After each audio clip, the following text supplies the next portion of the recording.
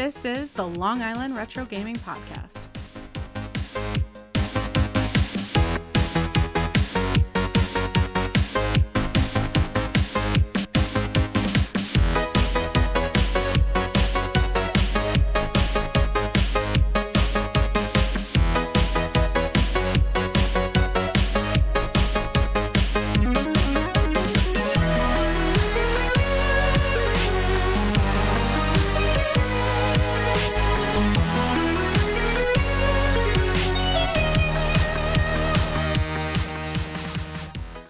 Welcome, everyone, to episode 3 of the Long Island Retro Gaming Podcast.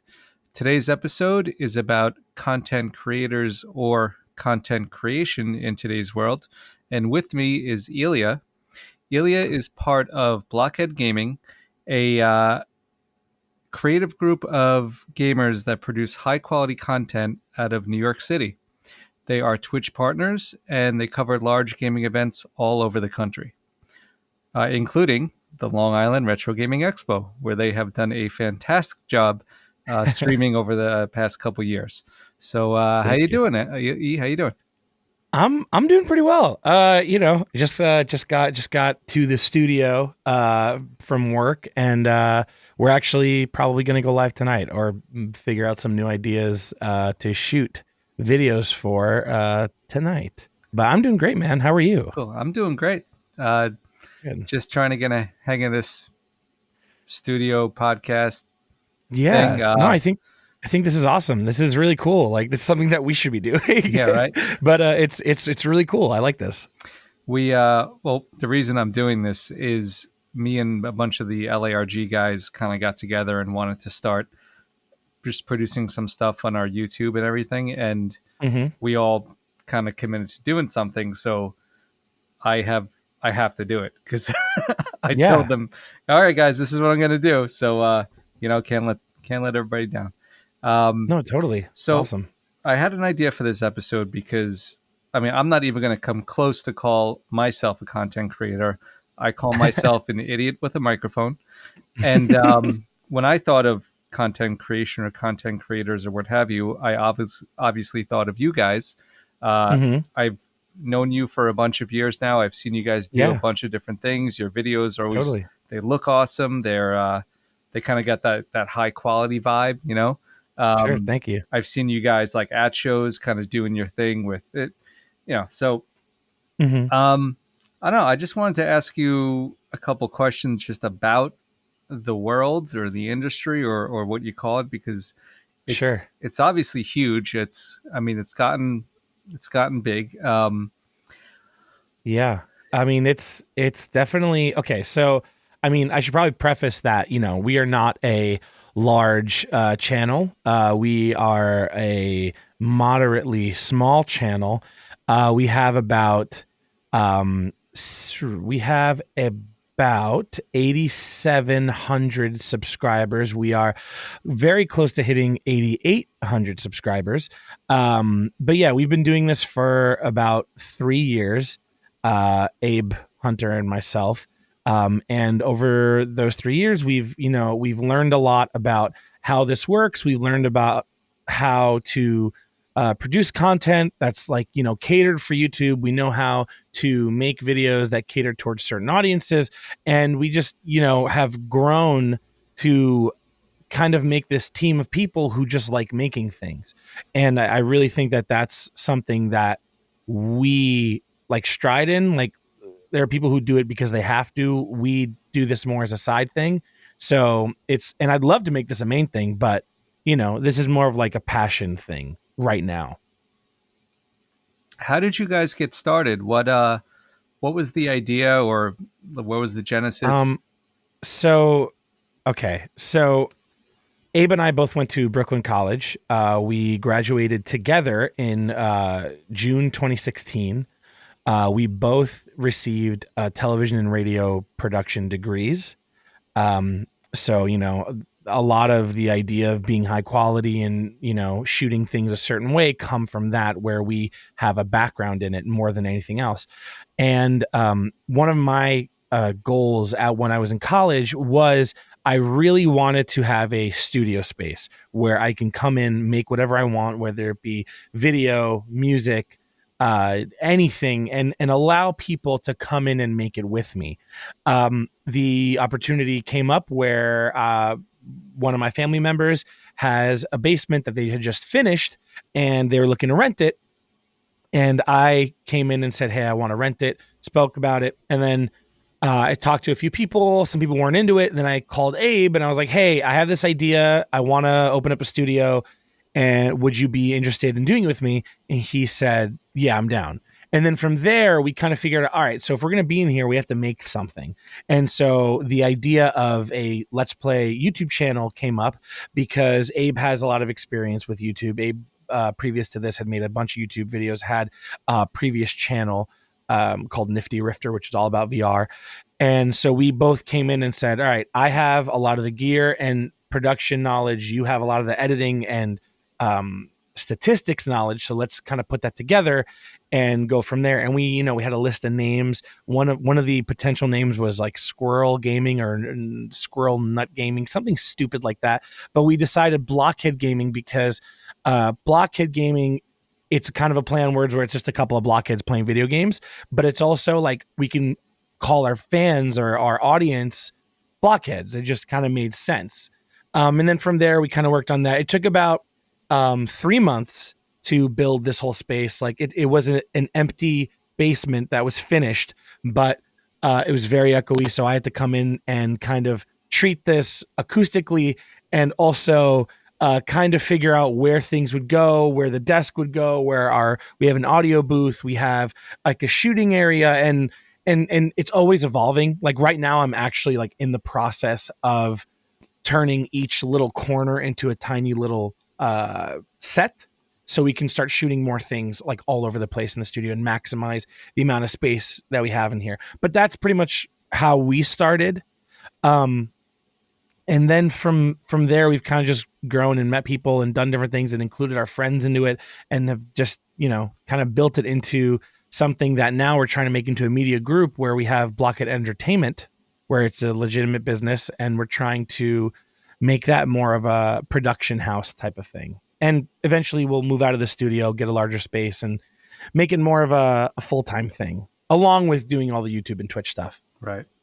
Well, one thing I've seen that you guys have been able to do is, at least when I've watched your streams, it's very comfortable. Like if I'm watching your stream, I feel like I'm hanging out with you guys, which I'm sure is kind of like the vibe that you go for. Let's back up a little bit from to a bird's eye view of the whole space or industry. Mm-hmm. How long would you say that this kind of thing has been around? I mean, did it start with YouTube or did it? Yeah, I think that, well, the whole idea of social media, I think really spawned into this. Like MySpace, I think, is probably the first real king of social media and allowing people to connect via the internet. There were AIM and there was a lot of other messaging apps you could do with, there were some other things too, but I think MySpace really localized it. And then when Facebook came in, Facebook kind of turned it into this giant social media market. But then people came in and said, all right, what about video? And I think that YouTube was created first off just by these two guys who just put videos on the internet. And then that stemmed into people coming in and making their own things. And in the beginning, it was really rough. Like people would just make stuff and it just wasn't, nothing was like monetized. It was just for the fun of doing it. And then it kind of grew into this whole thing where, hey, we could put ads on this. Hey, we could pay people. Hey, we could do more. And like YouTube is now what a lot of people call new TV, more or less. Absolutely. And on the flip side of that, when you think of live, you think of Twitch, where Twitch used to be Justin TV and it was around the same time. And someone was like, hey, let's do it, but live. And there's that distinction between YouTube and Twitch, that YouTube is obviously a place where people make videos for people to watch. Twitch is where people come in and hang out with other people, talk to them live, see what they're doing, and actually interact with them. So I think that's the clear division. Also, YouTube was bought by Google. Twitch was bought by Amazon. So they're two gigantic platforms now owned by two mega corporations. Right. Two of the biggest. Yeah. So I guess we can say that it's kind of broken down into different eras. There was the first era of MySpace where people were getting used to connecting. I know MySpace had a big music influence that a lot of bands could put their tracks on, and that was Totally. kind of like a game changer. And then then we had like the YouTube era when that started getting started, and then the whole live revolution, and now we kind of have, I guess, the current era, which is everything kind of firing off on all cylinders, and sky's the limit. Yeah, and it's crazy. Like something like TikTok, which used to be Musical.ly, which kind of I think was inspired by Vine, something that where 10 seconds can make you famous. Like the idea of that is just insane. And people tell us that we should do TikTok and make like 15-second videos, and like it's fun. Like I've made a few, but it's just not the same. And I think that the idea of putting a lot more effort into it eventually is more rewarding, but also there is that thing where it's like something that you don't even really work on is one of the things that people see first before anything else, which is in our case too. One thing I really like talking about sometimes is how not having a lot of options can really spark creativity. Like talking about game development for the NES, for example. Like when you only have a set, boundaries to work inside, what can you do with it? And I'm sure something like TikTok helps further that. Yeah, totally. I think we're forgetting one important era or part of the history here, and that's podcasts.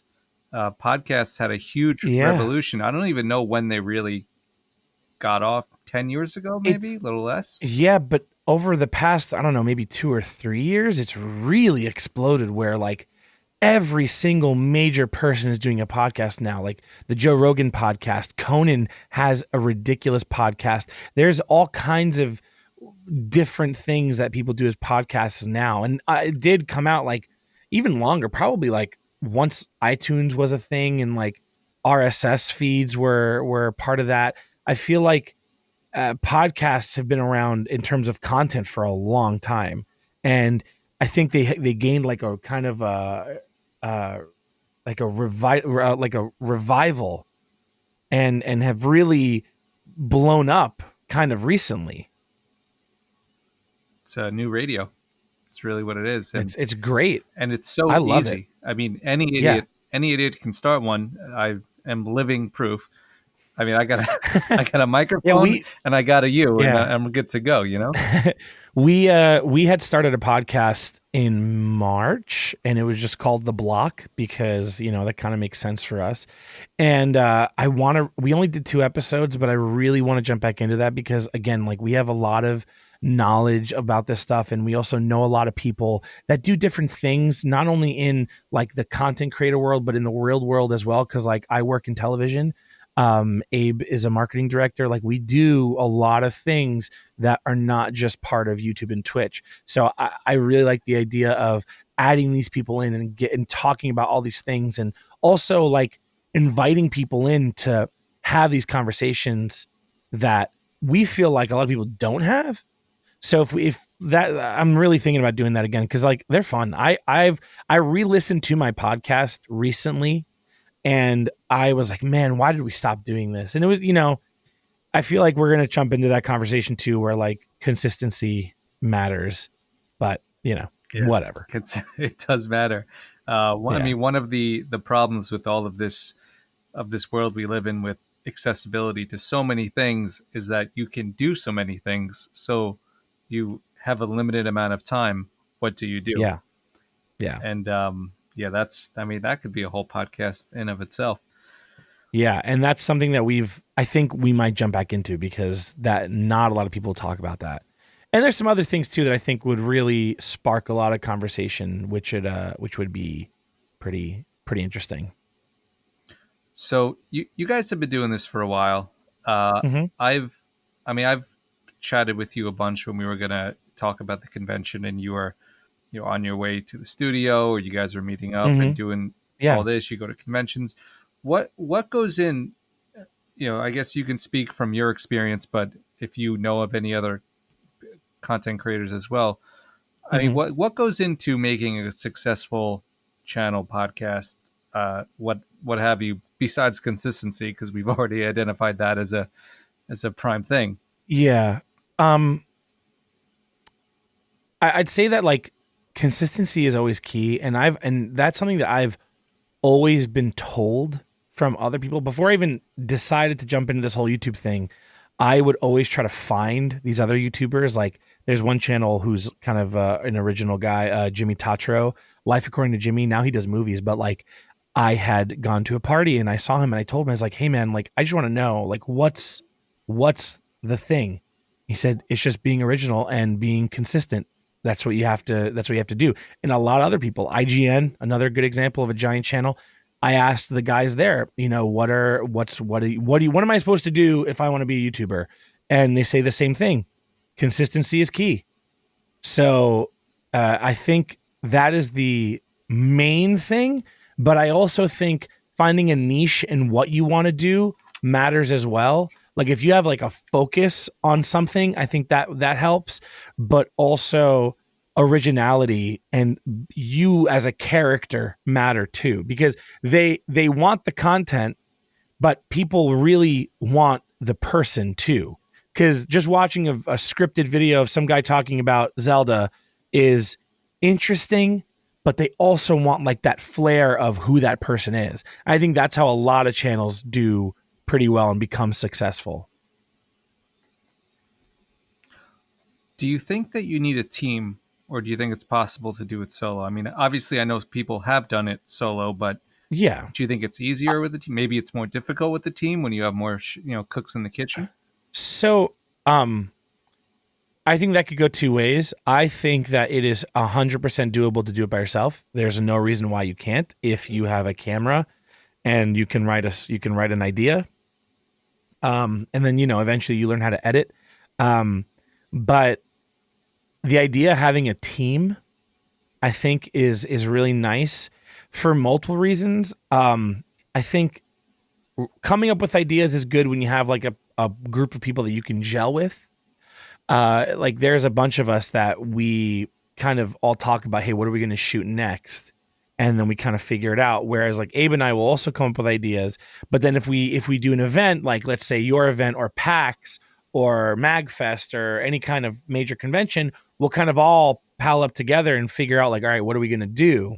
But then also there are things that we do by ourselves. Like, Abe has done voiceover work by himself that pertains to the channel. There's another guy on the channel, Brady. Brady has also done his own stuff, and he is like kind of new to this whole thing.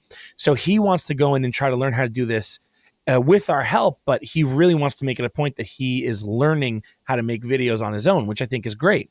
And then, I come in and I have a lot of the gear and a lot of the audio stuff, and we try to figure out how to make all these things work.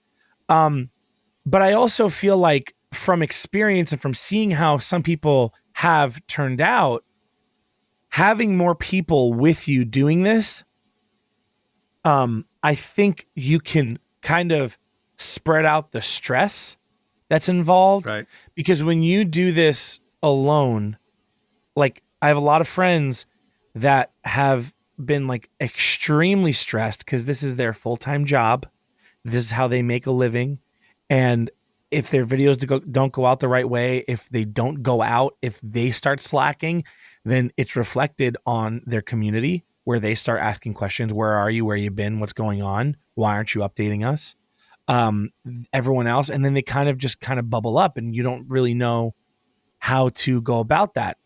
I've never really experienced that type of reaction, but I have experienced things like burnout. And I feel like that is a real thing that a lot of YouTubers face. And I think having a team of people who you can talk to about it really helps. But also, there are always a time where you have disagreements and you can start figuring out pros and cons of things. And yeah, maybe too many voices start coming in, but as long as there's some sort of control, then you make it work. Right. Let's talk about youth, or maybe the better term is inexperience. Okay. So let's just say 20, 30 years ago, kid comes out of high school, gets a job. He's at the low end of the totem pole, Okay. learns the job, right? Gets experienced, not just in the job, but growing older in life and everything. Mm-hmm. Flip to now, I think that we've both seen a lot of younger kids blow up real fast on these platforms, Twitch, YouTube, what have you, and then have trouble dealing with the demands, the pressure, probably the fame, I would Yeah. imagine. What? Yeah.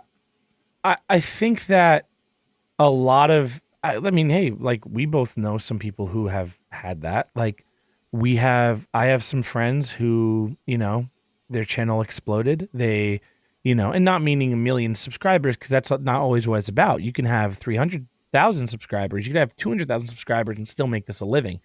But we have some people who have, grown as this happens, and then the stress kind of builds up, and it starts becoming a money thing. And I think like it's kind of like a child actor where they get money, they don't know what to do with it, they don't know what like saving it is, or they don't know what investing is, and they kind of blow it, and it kind of affects them later, where this becomes like something where I don't think I want to do this anymore, but this is your job. Yeah, but I don't want to do it anymore. I just don't like it. Right. And it could be, I don't want to be this person anymore. I want to change up what I do. But from experience of seeing how that's turned out, it usually doesn't turn out well. Like changing what you do in a drastic level immediately affects your channel more than slow rolling it and kind of introducing these new ideas to your audience, because they came here to see you do one thing. Right. And if you're not doing it, then they're like, why am I here? One thing that I've thought a lot about, and this may even exist out there, but I know that there are, say, organizations or maybe even agencies that help young athletes, football, baseball players, kind of manage their money or manage themselves, because it's the same kind of thing where they get out of high school or college, they make a whole bunch of money, they're thrust out into the spotlight, and they understandably may have trouble dealing with everything. I wonder if something like that exists for young YouTube personalities or Twitch or what have you. Well, I mean, there are MCNs, which are networks, and those are interesting because they are basically companies that come in and say, hey, for a small percentage of your revenue, we will help boost your channel. And sometimes that could be a good thing. A lot of the time they just take advantage. Right. Like there are some channels, small channels, even we've got asked to be part of MCNs, and they give us all these things that we can have, like, oh, we'll get you access to these conventions, we'll get you into these shows, you'll be a guest at this, you'll get to do this. And it's like, cool, we can do all that. We have the power and the knowledge to do that. And we don't really make that much money at all on YouTube. There are some videos that we get that, do pretty well, but we can't make a living off this. So giving them 10% or 20% of our revenue makes no sense. And if we could do it all, then we don't really need them. A lot of younger creators, a good example of younger creators that have dealt with this is this one channel, Smosh, been around since the beginning of YouTube. They now have like 25 million subscribers. They were part of a group called Defy Media, and so were like 50 plus other content creators. They bought that channel Smosh for stock. They paid them $0, and they bought the channel and gave them stock. And then the company Defy Media went under, and they owed Smosh money, didn't give them the money, and then they turned into this whole legal battle to get their channel back because they weren't allowed to get their channel back. Wow, that's awful. And it's insane because that's your livelihood. And Smosh is a team of people, camera guys, sound guys, like 6 or 7 actors, all in this one big group. And to say, hey, you don't have a job anymore is That's insane. So a lot of these networks and larger companies, they might show you the benefits of being a part of them. And yeah, there are some that do actually help you out, and like they do boost your channel and they get you more eyes looking at you. But I see no point to that. And Abe agrees with me 100% on that. We see no point in being a part of something like a network versus something like Twitch. Twitch has, you could be a Twitch partner. And with that, that's a huge benefit because you get more of a payout, and you also you become more of an exclusive person on their network, where you get invited to their convention, you become a special guest basically, and it's more eyes on you, and it gives you more access to a lot of things. Being on a network on YouTube kind of doesn't make any sense, especially now in 2019 where anybody can manage their own content. They don't really tell you what to make, but they make sure that you're making something, if that makes sense. Right. So it sounds like there's no one really out there, or not a lot of people offering guidance to the inexperienced. It's more like an agent saying, "Hey, I'm gonna get you a good deal with this team, and you give me a cut." A lot of people just do it on their own. Like I know that there are a lot of my friends that just get hit up, emailed from different companies. A lot of them are like VPN companies where they hit them up and say, "Hey, we'll give you this amount of money for you to do a 1-minute pre-roll spot on our service," and they'll give you this much money, and then you just write the script out, or they'll tell you what to say, and that's it. Like that's what a sponsor is. And a lot of them, they get contacted on their own. There are some MCNs that do get content creator sponsors, but you can get that stuff on your own. There's no reason why you can't get it on your own. And funny enough, a few of my friends have just gotten off of their MCN, and they're asking me, "Hey, how do I get pressed to this event? How do I get access to this?" So it's like, and I'm the one telling them now, "Hey, this is how you do it." And then they straight up say, "Yeah, my MCN always got me these tickets. I really have no idea how to do this now," which I find crazy that they haven't like done it themselves. And I know how to do all this stuff. Right. For the people that that have struggled or had trouble, what got them out of it, if they even got out of it? What kind of support channels did they use, if any? I think that their friends have really. It's a lot about friends being there for them, because a lot of times a lot of these people are by themselves, and they do it all on their own. And they might have some sort of support group on their own, but I've been to conventions where we all sit in a room and it's just people like on the verge of tears, like talking about the stress of doing this and how much time and effort they have to put into this, and the fear of their videos not doing well and them not being able to make rent. So I feel like the conversation to us, I feel like has grown more, but I feel like there's still a way to go for it to really grow and become a more focused conversation. Like I've always had these conversations with a lot of people where it's like, "Hey, like how's the channel doing? How are you doing?" And they say, "Yeah, man, it's good. It's whatever. I wish it was doing a little better, but it is what it is." And then it jumps into this whole other thing where it's like, I'm just not feeling it anymore. I'm burnt out. I don't want to do it anymore, but I have to.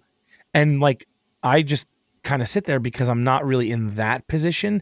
I felt burnout, but not like that. Not to the point where it like can possibly make me more depressed, if anything. Mm-hmm.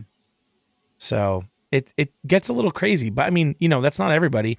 A lot of people still like, and those people still have fun doing it. It's just, it becomes more of a job than a passion, which is, kind of bittersweet. Absolutely. I definitely understand that. Yeah, totally.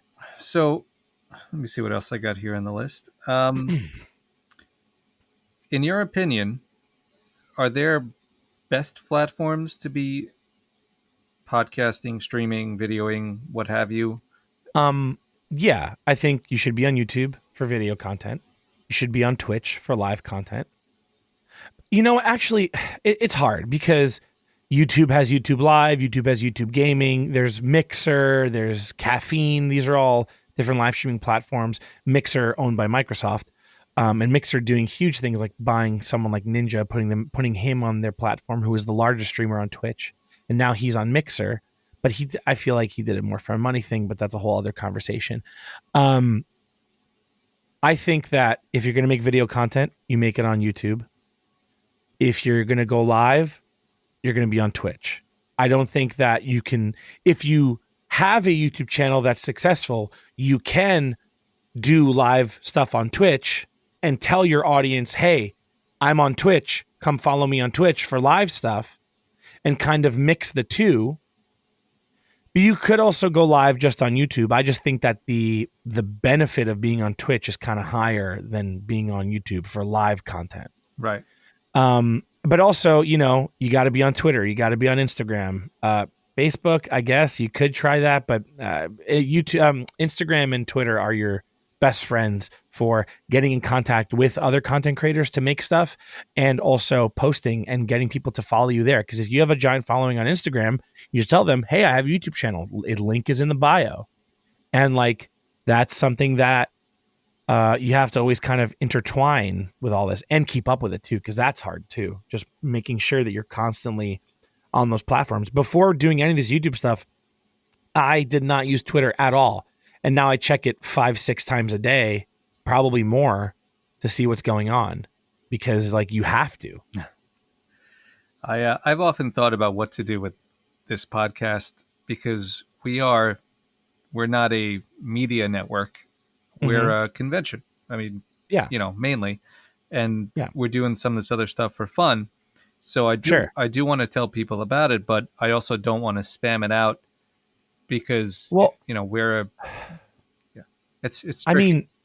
I mean, are you just putting this on YouTube, or are you putting this on iTunes, on Google Play, on Spotify? Yeah, it's going to be on all the podcasts. Yeah. So I think that's the best way to go about it. I think for a podcast, you should put everywhere. And it's interesting, like our podcast that we did only 2 episodes of still gets an average of 100 listens a month. Wow. For an inactive podcast. Right. So there is an audience for that. It's just, being consistent with that, I think, is huge. And I think what you're doing right now, because you just showed me a ton of stuff with this podcast that I didn't know existed. And I'm going to probably use when we start doing the podcast again. But I really feel like podcast, you should just put everywhere. Spam it just because it just makes sense. Trial by fire. Yeah, definitely. I had barely heard of OBS before 2 weeks ago, maybe 3 weeks ago. Yeah, definitely. And kind of gave myself a crash course. That and then Adobe Premiere. Yeah, that's good. You got to learn that stuff. And I learned all that by myself. Like, I had to figure it all out. No one really showed me how to do that. Editing video, I kind of fell into all this stuff. So editing video, I learned on my own, and I ended up, figuring out better. But there are, Abe is a much better video editor than I am. The guy who we usually have doing camera stuff for us, whether it be Derek or Kale, they shoot a lot of our stuff at conventions. Kale is a much better video editor than I am. I can edit, but I know that they're better than I am. And I mean, we kind of all work together with that. But I learned all that stuff on my own. Like school barely taught me about editing. I learned more about how to hold a camera, how to listen to things, what to listen for, what to shoot, how to light, and all that. Well, it's doing it. Just like anything else, once you start doing it, that's where you learn. That's where you get your 100%. You have to be in a practical setting, which is also why the studio exists, is so we can constantly be learning new things and making new things. Do you think that there are any up and coming streaming platforms or content creation platforms on the horizon? I know you've mentioned Mixer, and I've heard of it before. I don't really know anything about it besides that guy moved. So Mixer used to be called Beam. And one of their huge things that they advertised when they first started was faster than light streaming, which back then, maybe a year and a half, 2 years ago, streaming had a huge delay where you would stream on Twitch. There'd be like an 8 to 10 second delay. Streaming on YouTube would have a half a minute delay. where Mixer came in and said, hey, here's our delay under 2 seconds, where now you can actually interact with the chat almost in real time. And that sparked our interest, and we ended up trying on Beam at the time and turning into Mixer when Microsoft bought it. But we saw that Twitch was also building that. YouTube also built that. So now everyone is streaming at such a faster lag, like where they only have like maybe a second or two or maybe a little more of delay. I think that Mixer exists. I think that what they are doing to try to grow doesn't make sense practically, because someone like Ninja, who was the largest streamer on Twitch, took a very good deal from Mixer just to stream. Like, it does attract more people, but when you still see it, Twitch is still king. And there's a lot of people who talk about, oh, Twitch is dying. Twitch is going to be gone. It can't. And like, you'd be surprised how many things use Twitch and what they actually do on the back end. And in terms of like video creation, I think that the long form content is fizzling out. It used to be that you should make a video over 10 minutes. And yeah, for certain videos, maybe over 10 minutes makes sense for revenue reasons. But you see a lot more people watching a 20-second video that's hysterical that'll get 1 million shares on Facebook or TikTok or Instagram or Twitter than anywhere else. You know, with these social media platforms that allow video on their platform, really they look at the short form stuff and say, hey, this is funny. Like, this should be on. This is going to attract more people. Like, Abe and I made a stupid video that took 4 seconds. It has like 700 likes and 20,000 views on Twitter. Whereas like, we can't do that on YouTube. Our YouTube stuff is, all right, here's an idea. We're going to shoot it, edit it, and do it. But then we make stuff at 4 a.m. that we know isn't going to do well, and gets 10,000 views. And we're like, how did this happen? And it's just like a one-off. Here's a stupid thing. Well, and it does great. I think that there is an epidemic with society's ever diminishing attention span. So I think so too. But that's a whole other beast conversation. That's something that should be had over a beer. Yeah.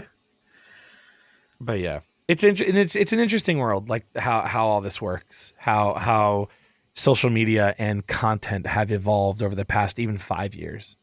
It's funny. The last thing I had written down here was to ask you how deep or how surface level do you think content should be? I mean, I know it depends on what it is, so it's very it's very relational to the subject matter. But generally, how deep or surface level do you think content has to be to kind of pull people in? And I think you just kind of answer that by saying the short form stuff is increasingly blowing up. Yeah, it's just because you said it, like, people's attention spans aren't that high anymore. Someone, like, for a YouTube video, your intro should be less than 8 seconds, like, or you should attract someone to keep watching within the first 10 seconds of your video. That's crazy to think about that, where it's like you want them to stay on your video, and the way to do that is to pull them in 10 seconds in. I feel sheepish. You're like, I made the intro I made for the podcast is like 30. I've done that too. Podcasts are a little different because podcast is like radio or like NPR almost, where it is long form. This is extremely long form. Like, we've been talking for a little over more than a half an hour about this stuff, and it's a lot more about long form, where for a podcast, an average is an hour to an hour 15. Like, but it could be a half hour, could be 45 minutes, could be 20 minutes. You don't know. Like, it's just whatever works. Right. There's a really good podcast called Hello from the Magic Tavern.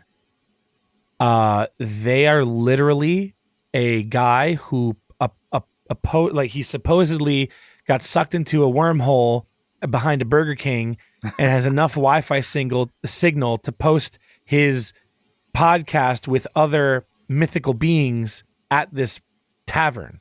That's fantastic. And that it's insane. Like the idea of that is just like awesome. And there's all these different characters, all these different people coming in. They have like 200-300 episodes.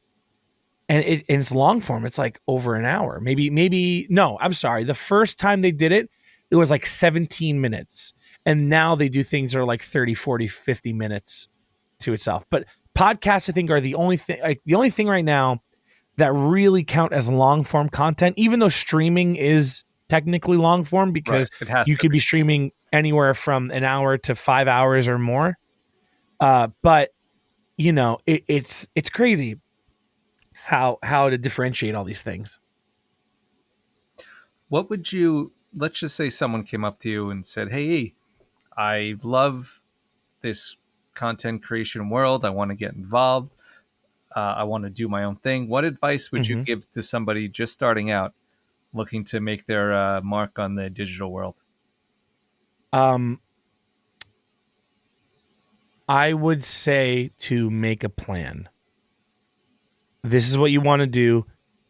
Give it an end goal. Say, all right, in 3 years, I want to try to be here. But also don't be discouraged if your first video only gets 5 views.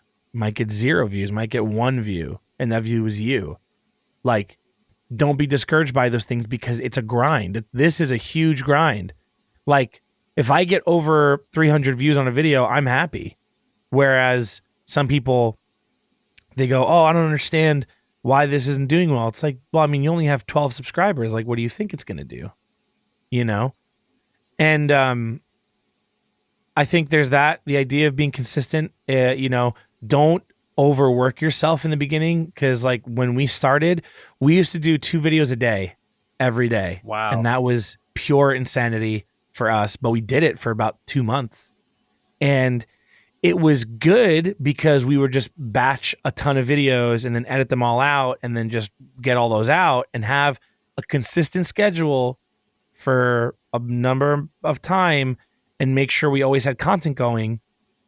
But, you know, that like killed us kind of like, and then we moved it to 1 video a day and then 5 videos a week, 3 videos a week. Now it's like, I want to jump back into doing 2 to 3 videos a week. But it's a lot. And, you know, for the stuff that we try to do, because, you know, we cover events and events don't happen all the time, but we cover events. I'm trying to jump into more of a sketch comedy because we're all, I feel like we're all funny people and we could all make this work. We all know how to use a camera. We all know how to you know, I have friends that are part of this team that are actors. I have friends that really can work off the cuff with each other. We want to do voiceover work. We want to do all kinds of stuff that requires a lot of time, but would have to go out immediately. Like we just covered the new Pokemon game. The launch for that was at Nintendo on Thursday night. And we have 2 videos that we shot that are, one is very informative where it talks about the launch and all that. But then we have another video that I think is absolutely hysterical. And it's like, it's just a stupid video with 2 of my people just going at it at the launch. And, you know, it's kind of thing of like, all right, which one do we think is going to do better? And if we see which one does better, I want to focus more on that because I've gotten told from other content creators that are larger, the stuff that you're doing is very different from what other people are doing. You should focus on this more. And that means a lot to me from someone who has like 400,000 subscribers because that shows that, hey, I see something that you're doing that makes sense. So like we barely do Let's Plays anymore. And that idea is dying out anyway, the idea of Let's Plays.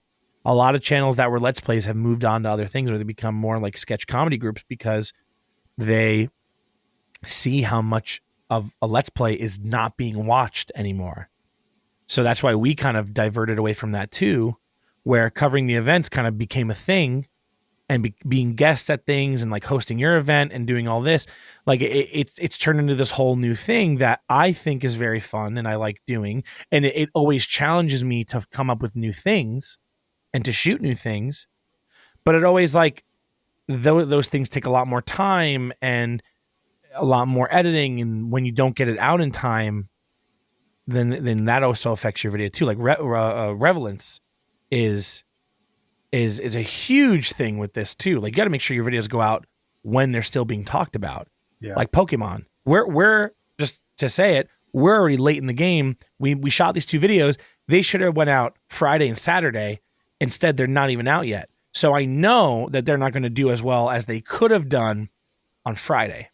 And I'm sure that affects your motivation too. If you do miss kind of the boat of the timeline, you know what it does? It kind of makes it more like, all right, so why are we still doing this type of situation where it's like, all right, how can we make this better? But also, are we going to continue to have this issue where we can't get the content out in time?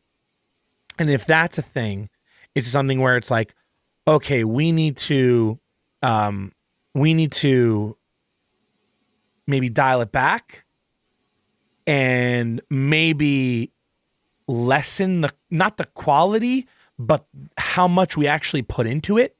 Whereas, okay, here's where we stop here, and that's it. Like, don't do this. This is too much. Go a little under. If you can meet where your middle is, then I think that's good. I think that's something that like I have a problem with, where I want to go all out. And because I want to go all out, the videos take longer to edit. And I don't want that to happen, but at the same time, I know that the eyes that are looking at us, like they see that it's benefiting, like they are finding it more interesting.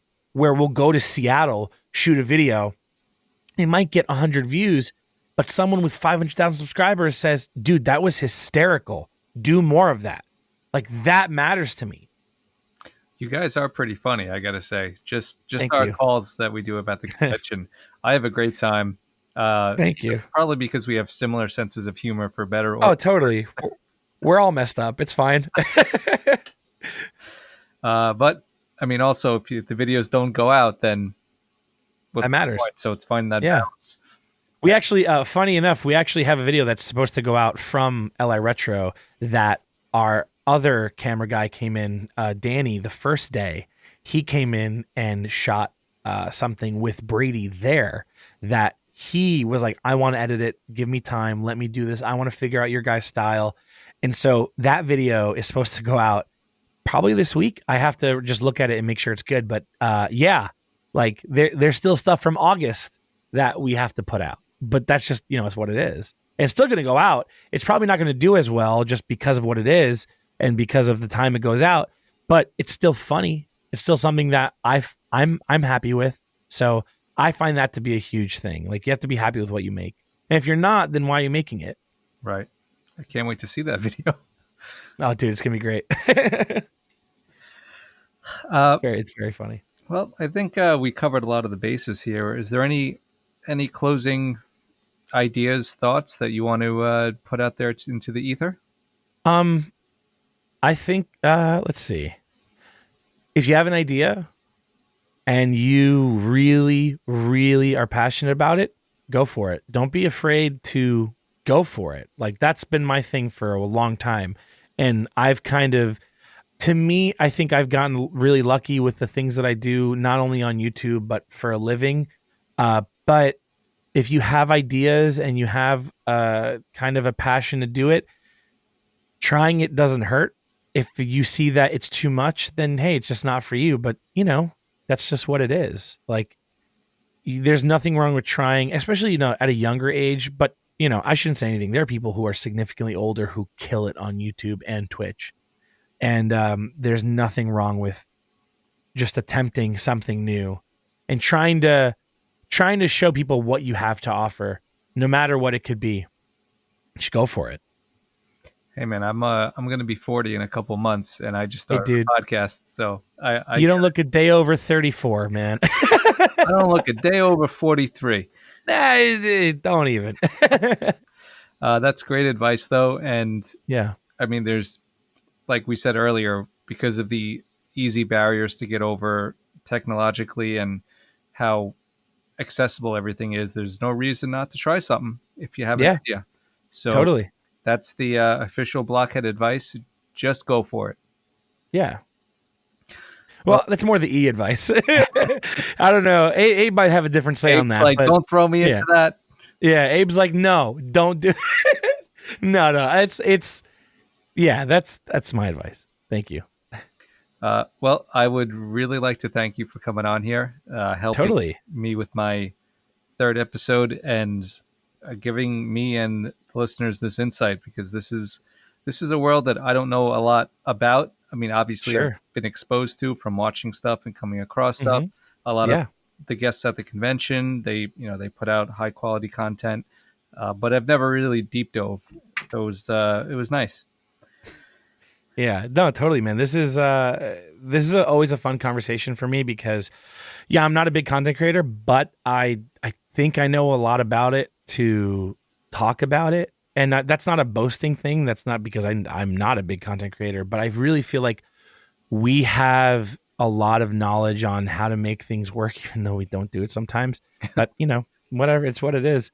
I think that this guy kind of shows it. Like, we've really kind of grown this guy that you could see him kind of everywhere. So, it just kind of works out that way. So if anyone wants to learn more about Blockhead, where do they go? Oh, so if you want to learn more about Blockhead Gaming or anything that we do, see that logo, that head, that is Blockhead Gaming's head. This is the Blockhead. He's right here. He's a square man. You can find him at youtube.com/Blockhead Gaming Show. You could find us at twitch.tv/Blockhead Gaming. That was recently changed, and now it's Blockhead Gaming. On Twitter, we are Team Blockhead. That's also changing, so just be on the lookout for that. And everything else, I'm a guy with the hair. That's my social media. Yeah, you can also go to blockheadgaming.com and find out more info on the things that we're doing. That's constantly being updated with our videos, our streams. We should be posting more articles on there and more things, but eventually. But yeah, I think that's it. Just find us in Manhattan. And if you see us, the best part about all this, if you see us and you want to talk to us, please come up and talk to us. I love talking about this stuff. And also, we give cool stuff out when you see us and say hi. So come say hi. And if Thank you're listening to this on audio and you didn't see the Blockhead pin, there will be links in the show description. I forgot this is a podcast. There'll be the video too on YouTube. Oh, great. Yeah. Thanks, man. All right, dude. Well, thanks so much. I really appreciate it. I'd love to do this again sometime. Oh yeah, I actually, if we start doing our podcast again, I'd love to have you on ours about conventions, because that's something I do want to talk about. Yeah, I'll tell you what I know, which I don't know how much that is, but you got it. Man, I think you know a lot, so don't sell yourself short. Yeah. All right, dude. Well, once again, for probably the third time, but can't say enough. Thank you, and yeah, thank you, and we'll catch you next time. definitely. Bye.